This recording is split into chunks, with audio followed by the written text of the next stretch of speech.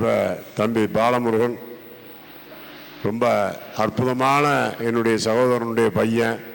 இப்போ தான் சந்திக்கிற ஒரு சந்தர்ப்பம் கிடைச்சி மேடையில் பேசுகிறாரு. அழகாக உங்கள்கிட்ட கருத்து சொல்வார். பாலஜோதிடம் ஆசிரியர், நக்கீரன் குடும்பத்தில் பாலஜோதிடத்தினுடைய ஆசிரியர்.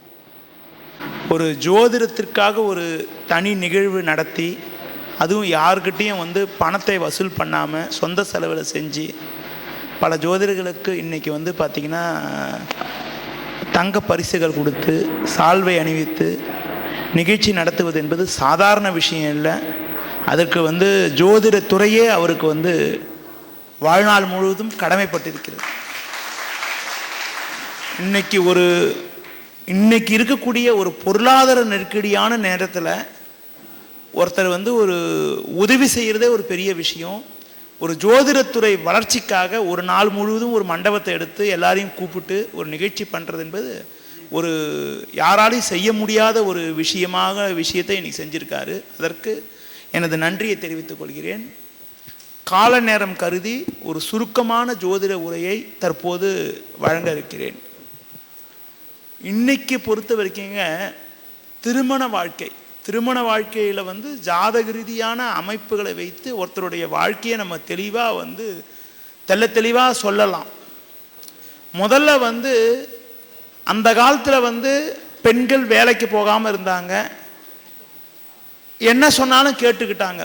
அதே மாதிரி ஆண் வர்க்கமும் பார்த்திங்கன்னா அது ஒரு 20-25 வருஷம் 30 வருஷத்துக்கு முன்னாடி இருந்த ஜென்ரேஷன் என்பது வேறு. இன்றைக்கி இருக்கக்கூடிய ஜென்ரேஷனை 2 பேருமே சம்பாதிக்க ஆரம்பிச்சிட்டாங்க. 2 பேருக்கிட்டையுமே நான் பெரியவங்களா நீங்கள் பெரியவங்களான்ற ஒரு விஷயம் அதிகமாகிடுச்சு. ஒருத்தருக்குள்ள ஒருத்தர் விட்டு கொடுத்து போனாலே நிறைய வாழ்க்கையில் நிறைய வீட்டில் ஒரு ஒற்றுமை கண்டிப்பாக ஏற்படும். நான் தான் பெரியவங்க நீங்கள் தான் பெரியவங்கன்னு உட்கார்ந்துருந்தாலே நிறைய இடத்துல சண்டை சச்சரவுகள் பிரச்சனைகள் வரும். அது மட்டும் இல்லாமல் ஒருத்தருக்குள்ள ஒருத்தர் பேசிக்கிறதுக்கான நேரமே குறைஞ்சிருச்சு. அந்த காலத்தில் அவங்கவுங்களுக்கு பேசிக்கிறதுக்கான நேரம் நிறையா இருந்துச்சு. இப்போ எல்லாமே குறைஞ்சிருச்சு. மெயினாக அவங்கவுங்க டிவி பார்க்குறது, செல்ஃபோன் பார்க்குறது, அது பார்க்குறது இது பார்க்குறதுனே போயிட்டாங்களோ சரி, ஒரு கணவன் மனைவி 2 பேருக்குள்ளே இருக்கக்கூடிய ஒரு ஒற்றுமை என்பது கேப் என்பது ரொம்ப அதிகமாகிடுச்சு. இது ஒரு பொதுவான விஷயம். அது மட்டும் இல்லாமல் ஒரு ஜாதக ரீதியாக பார்க்கின்ற பொழுது சுருக்கமாக பார்த்தா நிறைய விஷயங்கள் இருக்கிறது. ஒரு சிம்பிளாக சொன்னால் என்னென்னா, ஒரு ஜாதகத்தை எடுத்தாலே அடிப்படையில் பார்த்தீங்கன்னா 7ல் 2-3 கிரகம் இருந்தால் தோஷம், 7ஆம் அதிபதியோட 2-3 கிரகம் இருந்தால் தோஷம், இது கலத்தர தோஷ ஜாதகம், 2 கல்யாண ஜாதகம், ஜாதகத்துக்கு தார தோஷம் இருக்குன்னெலாம் போட்டு குழப்பிடுவாங்க. அப்படிலாம் கிடையாது. 2-3 கிரகங்கள் இருந்தால் தோஷம்லாம் கிடையவே கிடையாது. கிரகங்கள் அமையக்கூடிய நிலை, கிரகங்கள் கூட சேரக்கூடிய கிரகங்களை பொறுத்து அமைப்புகள்லாம் இருக்குது. அடிப்படையான விஷயந்தான் என்னன்னா 2-7 தான் ஒருத்தருடைய வாழ்க்கை. 2ஆம் இடம் குடும்பஸ்தானம், 7ஆம் இடம் கலத்தரஸ்தானம். நான் பெரும்பாலான ஜாதகத்தில் பார்த்தேன்னா 2ல் சனி ராகு போன்ற பாவகிரகங்கள் அமையப்படுறது அவர் நல்லதல்ல. 2ல் சனி ராகு போன்ற பாவகிரகங்கள் இருந்து மெயினாக நான் புது மற்ற மெத்தேடெலாம் கிடையாது. பாவக ரீதியாக சில நேரத்தில் பாவக ரீதியாக 2ல் இருக்கக்கூடிய கிரகம் 3க்கு போயிருக்கான், 2ல் இருக்கக்கூடிய கிரகம் 1க்கு வந்திருக்கலாம். அந்த மாதிரிலாம் வராமல் இருந்து பாரம்பரிய முறையில் பாவக ரீதியாக 2ல் ராகு சனிலாம் போன்ற கிரகங்கள் இருந்தால் அவங்களுக்கு ஒரு குடும்ப ஒற்றுமை என்பது பாதிக்குது. அதிலும் குறிப்பாக குடும்ப ஒற்றுமை எப்போ பாதிக்குதுன்னா, இந்த 2ல் இருக்கக்கூடிய சனி புக்தியோ 2ல் இருக்கக்கூடிய ராகு புக்தியோ நடக்கும் போது அந்த பாதிப்பு ஏற்படுது. அதிலும் குறிப்பாக கல்யாணத்துக்கு பிறகு வரக்கூடிய காலங்களில் 2ல் இருக்கக்கூடிய ராகு திசையோ 2ல் இருக்கக்கூடிய சனி திசையோ நடந்தால், கல்யாணம் ஆனதுக்கப்புறம் கணவர் ஒரு ஊரில் மனைவி ஒரு ஊரில் இருக்க மாதிரி அமைப்புகள், குடும்பத்தில் ஏதாவது சண்டை சச்சரவுகள் அந்த தசாபுத்தி காலத்தில் ஏற்படுது. இதுதான் குடும்ப விஷயத்தை இது 2ஆம் பாவத்தை வச்சு. அடுத்து பார்த்தீங்கன்னா சில ஜோதிடக்காரங்கள் ஜோதிடர்களில் ஜோதிடம் என்பது ஒரு கடல் மாதிரி. இன்றைக்கும் பார்த்தீங்கன்னா எனக்கு எல்லாமே தெரியும் நான் சொல்ல மாட்டேன். இன்னும் நிறைய படிக்க வேண்டியது நிறையா இருக்குது. 7ல் ஒரு கிரகம் இருந்தாலும் 7ல் ராகு இருந்தாலே இந்த ஜாதகம் சரியில்லாத ஜாதகம், 7ல் சனி இருந்தாலே சரியில்லாத ஜாதகம்லாம் சொல்லிடுவாங்க. அப்படிலாம் 7ல் சனி இருந்தால் 7ல் ராகு இருந்தாலும் சரியில்லாத ஜாதகம்லாம் சொல்லிடக்கூடாதுங்க. ஒரு சில இடங்களில் 7ல் இருக்கக்கூடிய கிரகம் 6ல் இருக்கும், 7ல் இருக்கக்கூடிய கிரகம் 8ல் இருக்கும்.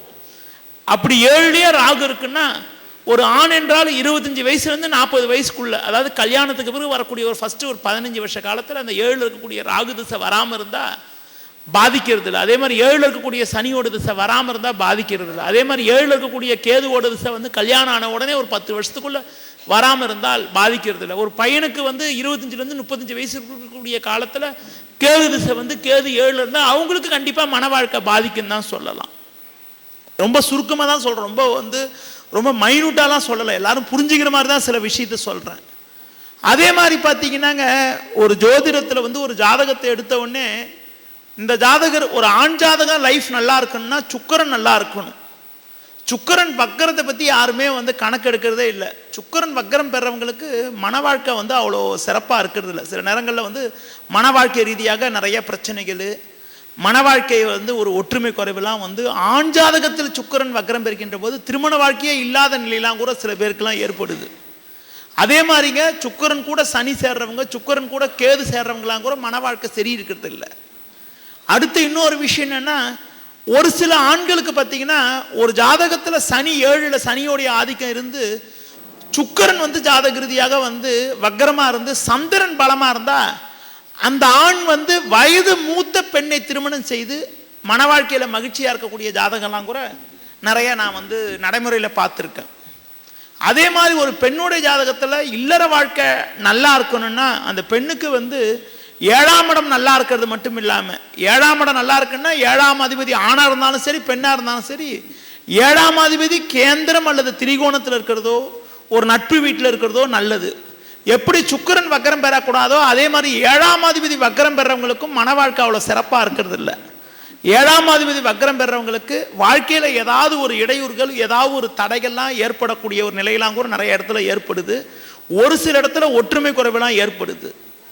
அதே மாதிரி வந்து ஒரு பெண்ணோட ஜாதகத்தில் செவ்வாய் வக்கரம் பெற்றால் அவங்களுக்கு திருமண வாழ்க்கை ரீதியாக நிறைய பிரச்சனைகள், நிறைய சிக்கல்கள், திருமண வாழ்க்கையிலே ஒரு நாட்டம் இல்லாத நிலையெல்லாம் கூட நிறைய இடத்துல ஏற்படுது. அடுத்து வந்து 8 வந்து ஆயுள் ஸ்தானம் சொல்லுவோம், பெண்களுக்கு மாங்கல்ய ஸ்தானம் சொல்லுவோம். நான் நிறைய ஜாதகத்தில் பார்த்ததுலன்னா 8ல் போய் ஒரு ஜாதகத்தில் சனி இருக்காரு ராகு இருக்காருன்னா அவங்களுக்கு பாருங்க, ஒரு ஆணுடைய ஜாதகத்தில் 8ல் ராகு இருக்குன்னா அவங்களுக்கு வந்து மனைவி வழி உறவினர் வகையில் ஒரு ஒற்றுமை குறைவு ஏற்படுது. ஒரு பெண் ஜாதகத்தில் அப்படி இருந்தால் கணவர் வழி உறவினர் வகையில் ஒரு ஒற்றுமை குறைவு ஏற்படுது. 8ல் போய் ராகு இருக்காருன்னா அந்த பெண்ணுடைய ஜாதகத்தில் அவங்களுக்கு ராகு திசை கல்யாணத்துக்கு பிறகு வந்ததுன்னா கணவர் கூட பிறந்தவங்க, கணவரோட அப்பா அம்மா, இந்த மாதிரி வகையில் வந்து தேவையில்லாத ஒரு ஒற்றுமை குறைவெல்லாம் கூட ஏற்படக்கூடிய ஒரு அனுகூலமற்ற நிலை உண்டாகுது. நீங்கள் வந்து இந்த விஷயங்கள்லாம் சிம்பிளாக சொல்லிட்டேன். அடுத்து வந்து குழந்தை பாக்கியத்தை பற்றி பார்க்கின்ற பொழுது ஒரு முக்கியமாக ஒரு விஷயத்தை பார்க்கணுங்க. நீங்கள் ஒரு ஆண் ஜாதகத்தில் குழந்தை பாக்கியத்தை பற்றி பார்க்கின்ற பொழுது நீங்கள் 5 மட்டும் பார்ப்பீங்க, 5ஆம் வீட்டை மட்டும் பார்ப்பீங்க. 5 மட்டும் பார்க்காம 3ஆம் வீட்டையும் பார்க்கணும். 3ஆம் இடம் என்பது ஆணுக்கு வந்து ஒரு ஆண்மையை குறிக்கக்கூடிய ஸ்தானம் ஆகும். 3ஆம் வீட்டு அதிபதி பலகீனமாக இருந்தாலோ 3ஆம் அதிபதி வக்கரமாக இருந்தாலோ அவங்களுக்கு வந்து ஒரு சில உடல் ரீதியான குறைபாடுகள், ஒரு சில இடங்களில் வந்து 3ஆம் அதிபதி வக்கரம் பெற்று குரு வக்கரம் பெற்று சூரியன் வந்து கொஞ்சம் ராகுசாரமோ கேதுசாரம்லாம் பெற்றிருந்தா அந்த ஜாதகருக்கு ஆண்மை குறைபாடெல்லாம் கூட ஏற்படுறதுக்கான ஒரு வாய்ப்புகள் உண்டு. என்னுடைய அனுபவத்தில் நிறைய ஜாதகத்தில் பார்த்ததுல 2-7க்கு அதிபதி வக்கரம் பெறவங்க, ஒரு ஆண் ஜாதகத்தில் சுக்கிரன் வக்கரம் பெறவங்க, பெண் ஜாதகத்தில் செவ்வாய் வக்கரம் பெறவங்களுக்கெல்லாம் ஒரு மன வாழ்க்கை ரீதியாக நிறைய பிரச்சனைகள் உண்டாகுது. அதே மாதிரி கல்யாணத்துக்கு பிறகு வரக்கூடிய காலங்களில் நடக்கக்கூடிய தசாபுத்திகள் கேதுவோட நட்சத்திரத்தில் அமையப்பெற்ற கிரகத்தோட தசாபுத்தி நடந்தால் கூட அவங்களுக்கு வந்து மன வாழ்க்கையில் ஒரு ஒற்றுமை குறைவு, நிறைய பிரச்சனைகள், நிறைய சிக்கல்கள்லாம் வருது. ஜோதிடம் என்பது ஒரு கடல் மாதிரி, பேசிக்கிட்டே இருந்தால் இன்றைக்கி பூரா பேசிக்கிட்டே இருக்கலாம். என்கிட்ட விட்டா 2 மணி நேரம் கூட பேசின்னு இருப்பேன். கால நேரம் கருதி என்னுடைய உரையை முடிச்சுக்கிறேன். நன்றி, வணக்கம்.